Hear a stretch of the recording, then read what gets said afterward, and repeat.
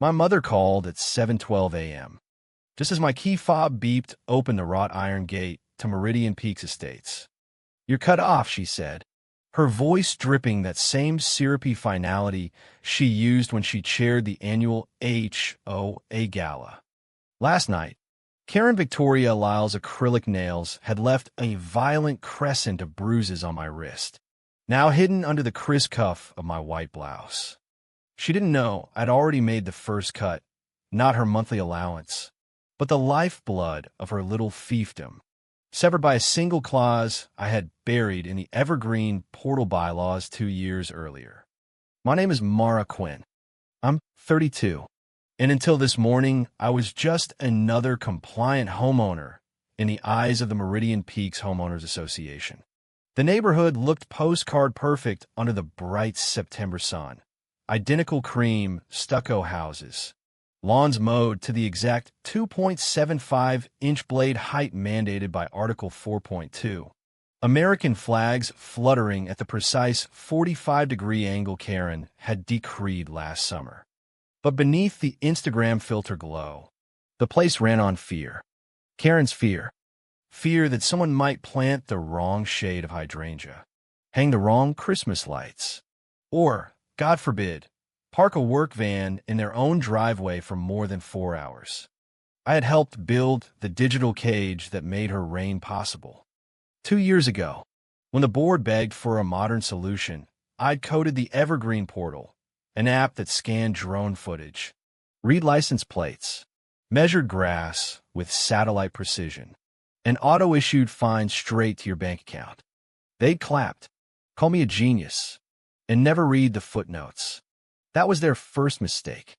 I walked the winding path to the community center, heels clicking on the stamped concrete that had cost every homeowner an extra $300 because Karen insisted it elevated the aesthetic.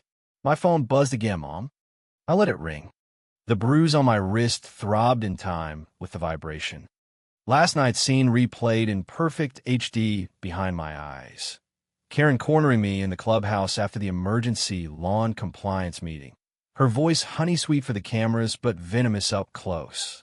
"Mara, darling, that lavender bed of yours is 2 inches too tall. Fix it or I'll have to fine you again." When I refused to delete the violation report I'd accidentally flagged on her own backyard koi pond, illegal fountain, Article 7.9, her hand had shot out and clamped my wrist like a vice. "You will learn to play nice," she'd hissed, pearls rattling. "Property values depend on it." I documented everything. The timestamp on the security cam I'd quietly installed. The 3 high-res photos of the bruise taken under my bathroom LED lights. The transfer log showing $240,000 in HOA dues rerouted through a shell trust called Blue Orchard Haven. Because Karen wasn't just enforcing rules. She was laundering dues into her private social club while preaching about community betterment. I stepped into the air-conditioned boardroom lobby. The walls were lined with framed photos of Karen cutting ribbons. Karen presenting Neighbor of the Year awards, always to herself. Karen smiling beside the Welcome to Meridian Peaks, where standards matter sign. I smiled back at the camera I knew was watching. "Good morning, Karen. You have no idea what's coming." The Evergreen Portal wasn't just an app.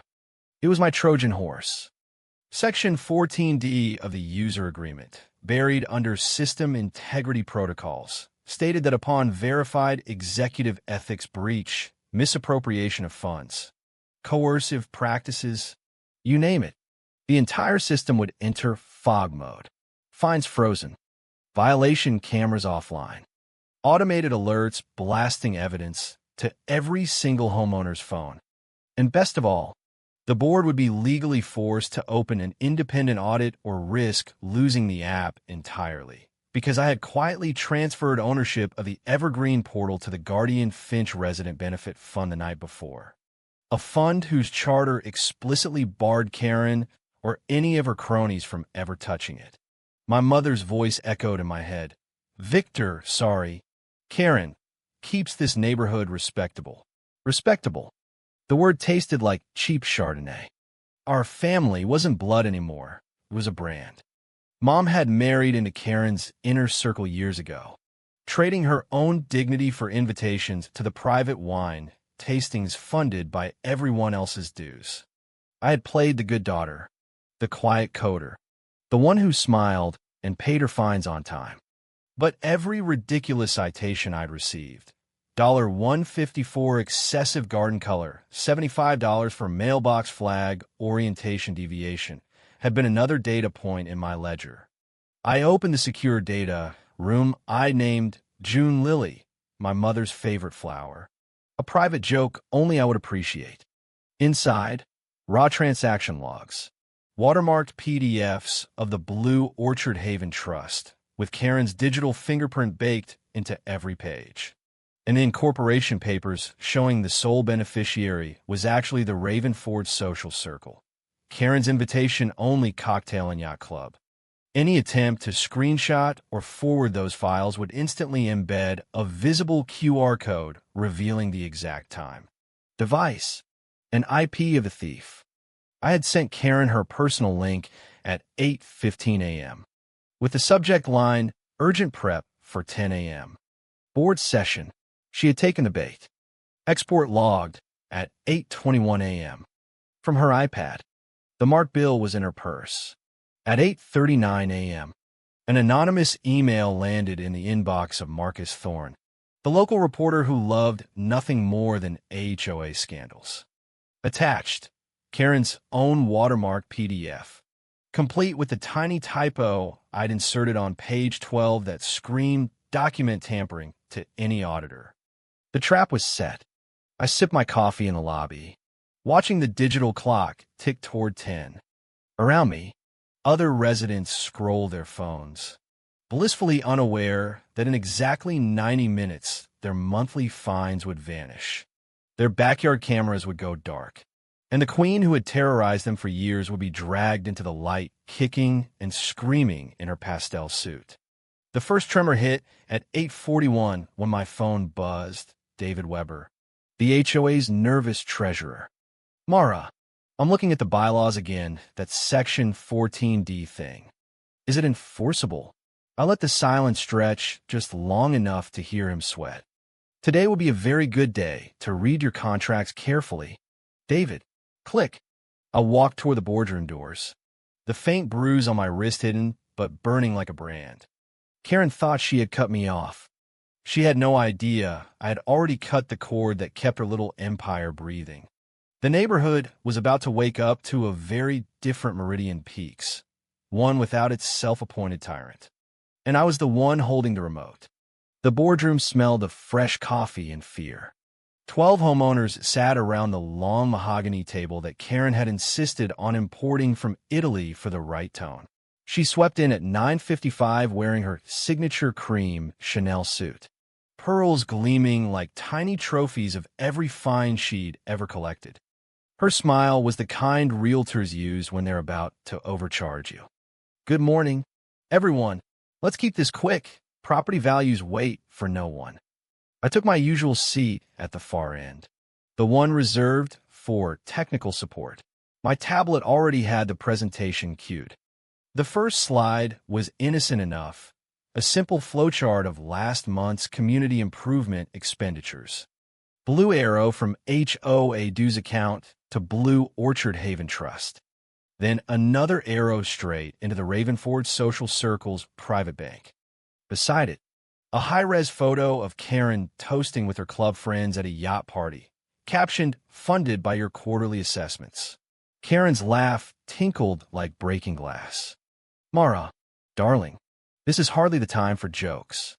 We all know those funds went to the new playground equipment. I tapped once. The next slide replaced the lie with the truth. Incorporation documents showing the playground equipment had never existed. Instead, the money had bought 3 cases of vintage champagne and new dock for Karen's social circle. The room went graveyard quiet. Before anyone could speak, my phone lit up, automated alert from the Evergreen portal. Fog mode protocol armed. 3 independent sources had triangulated my incident report, the treasurer's own logs, and the anonymous affidavit from the groundskeeper Karen had bullied for years. At exactly 9:18 a.m., the red banner appeared on every resident's app. System integrity breach detected. All violation enforcement suspended pending board review. Across Meridian Peaks, drones powered down mid-flight. Automated fine emails stopped mid-send. Backyard cameras blinked off. For the first time in years, the neighborhood breathed. Karen's face drained of color. What is this nonsense? Turn it back on immediately. I slid the printed renunciation across the table, the one-page document I had signed at 2:47 a.m. Last night, I, Mara Quinn, hereby renounce any and all present or future claims, benefits, or interests in the Meridian Peaks, HOA, or any entity associated with Karen Victoria Lyle. No more free passes, no more family discounts, no more leverage. I had torched my own safety net so they couldn't call me greedy. The room erupted in whispers.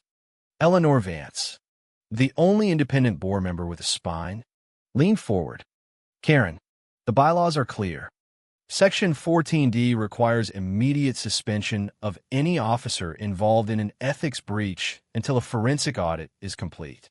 And right now, that officer is you. Karen's voice rose an octave, the pearl-clutching special. This is a witch hunt. I have given this community everything. My time, my vision, my money. I finished softly, tapping the tablet again.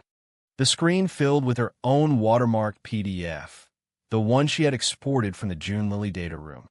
The QR code in the corner scanned instantly on the big monitor, revealing her iPad's MAC address and the exact second she had tried to cover her tracks. A collective gasp. Someone in the back actually laughed, the dark, delighted laugh of people who had paid $500 fines for non-compliant holiday wreaths, while Karen sipped champagne on their dime. At 9:33 a.m., the local news app pinged on everyone's phones. Leaked HOA documents reveal $240,000 misappropriation by Meridian Peaks president. Marcus Thorne had done his job beautifully. Karen's phone started exploding, calls from neighbors, reporters, even her own lawyer. She stared at me, eyes wide with the dawning horror that her perfect little kingdom had just been unplugged. You ungrateful little. The doors opened. Two security guards, actual residents who had volunteered after years of her harassment, stepped in. Mrs. Lyle, the board has voted. You need to come with us while we secure the premises. She tried the performance one last time, hand to chest, voice trembling. After everything I've done for property values. But the room was already turning. Residents who had suffered in silence for years were now filming on their phones, whispering finally and about time. I stood up slowly, smoothing the cuff over my wrist. The bruise was still there, but it no longer felt like a mark of shame. It felt like evidence that had done its job. Karen was escorted out, still sputtering about standards and respectable neighborhoods. The moment the doors closed behind her, the entire boardroom exhaled like a balloon finally allowed to pop. Someone started slow clapping. Then more joined. Within seconds, the room was filled with the sound of people who had been fined into submission finally laughing at their oppressor. Fog mode was already partially lifting under independent oversight.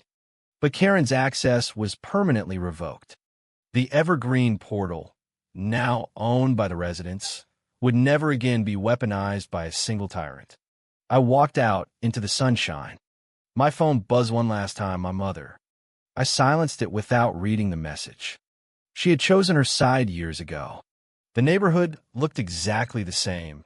Perfect lawns, identical houses, flags at the correct angle. But something fundamental had shifted. The drones stayed grounded. The fine stopped. And somewhere behind the cream stucco walls, residents were already posting in the community chat.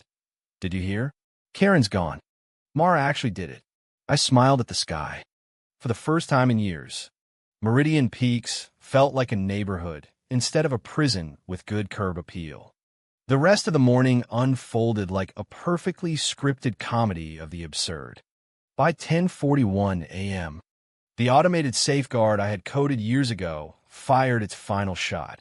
Every primary lender and insurance carrier for the HOA received the same three-word notice.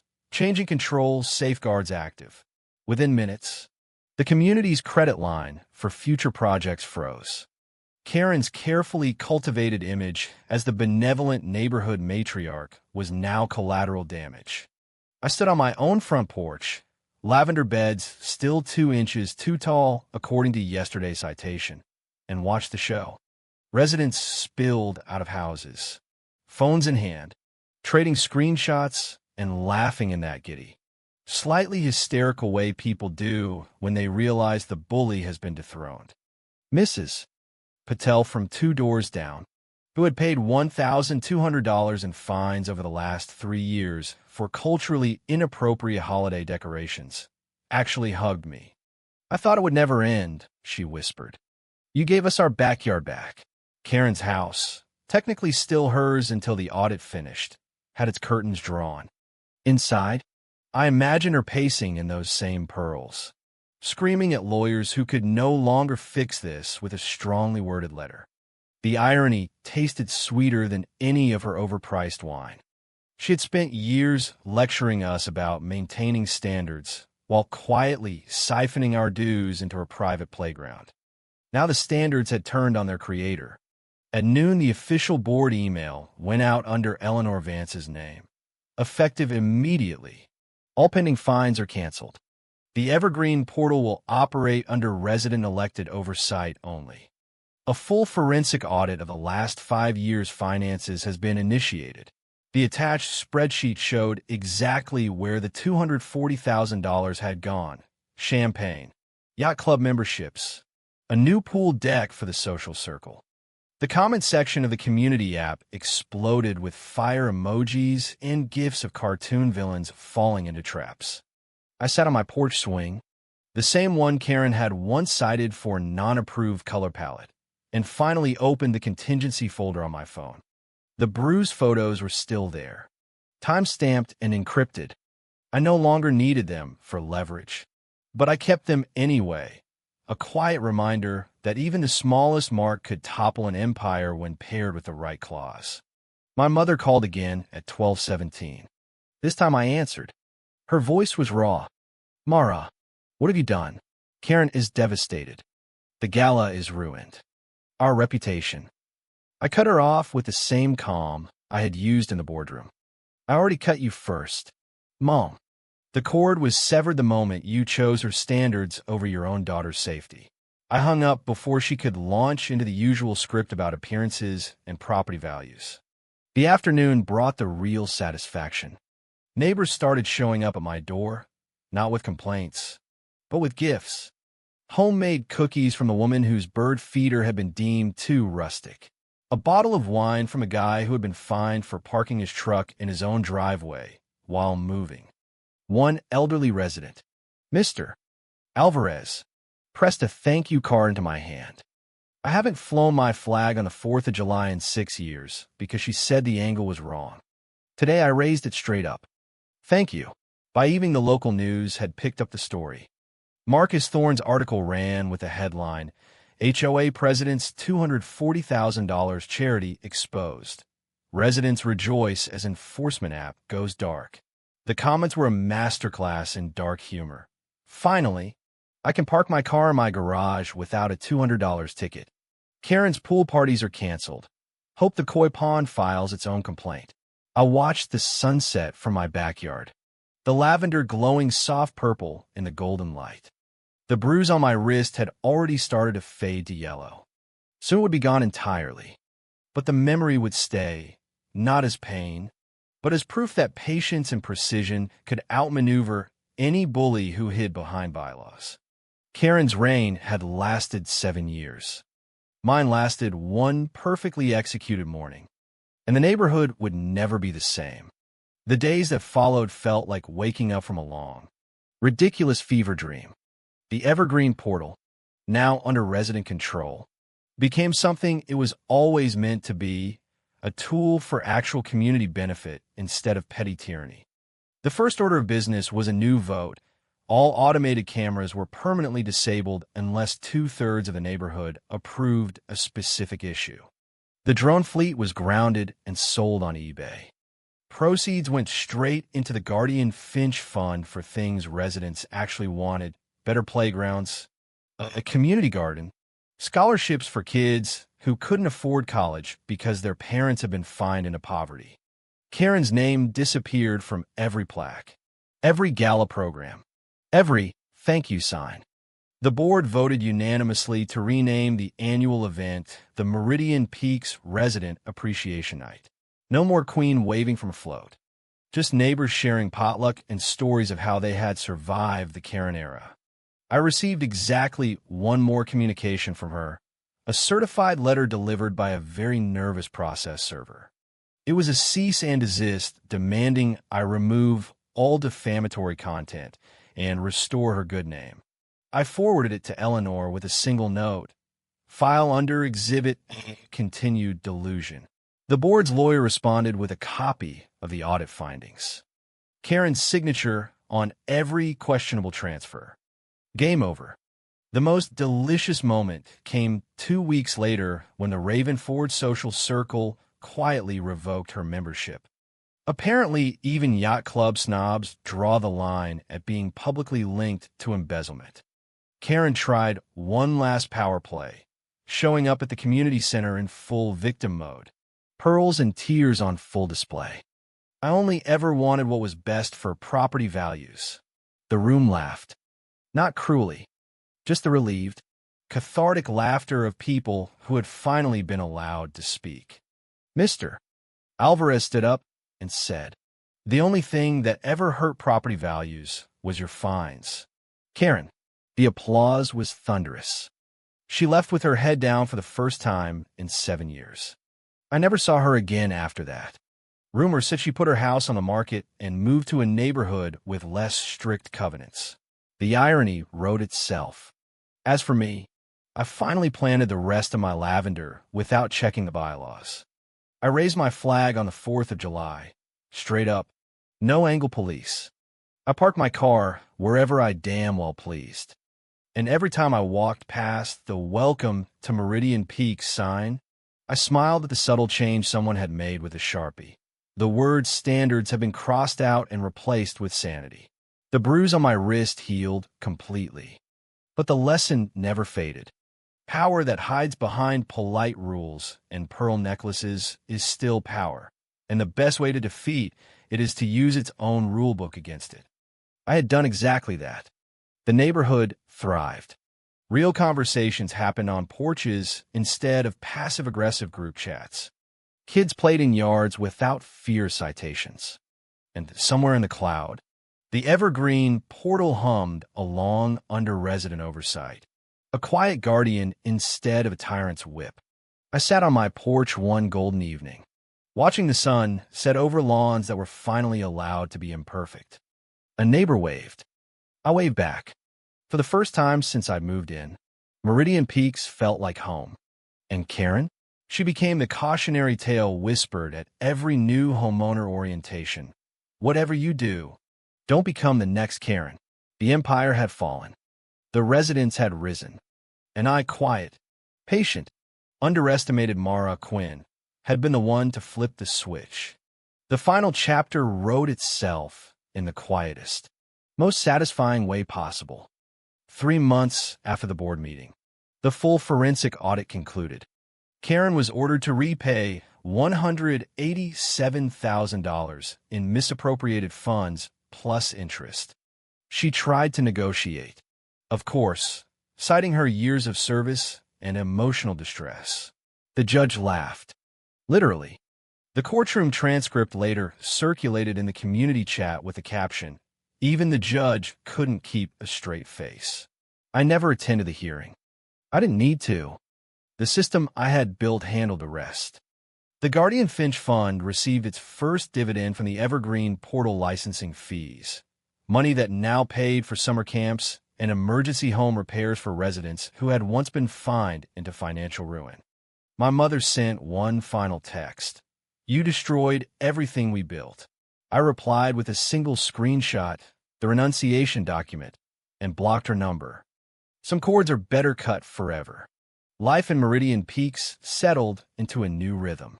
The community app became a place for actual neighborly help instead of complaint threads. People started hosting block parties without filing permit requests. Flags flew at whatever angle felt right. Lawns grew to whatever height made the owners happy.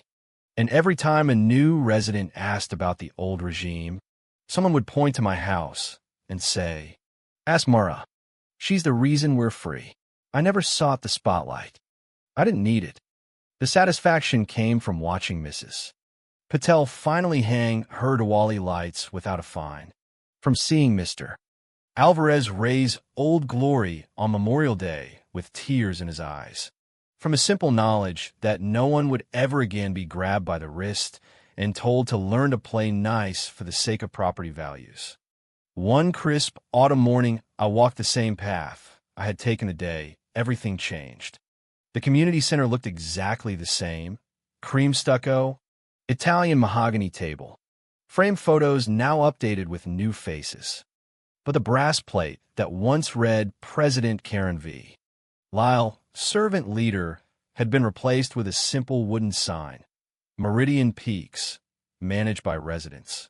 For residents. I smiled, touched the faint scar on my wrist that had finally disappeared, and kept walking. Behind me, the neighborhood hummed with normal life, kids laughing, lawnmowers running at illegal times, flags fluttering in every direction. The tyranny was over. The revenge was complete. And somewhere in a new subdivision across town, a woman in pearls was learning what it felt like to live under rules she couldn't control. The circle was complete. I had won, not with shouting or scandal, but with the quiet, patient precision of someone who understood that the most devastating weapons are the ones written in fine print and buried in plain sight. Meridian Peaks was finally free, and so was I.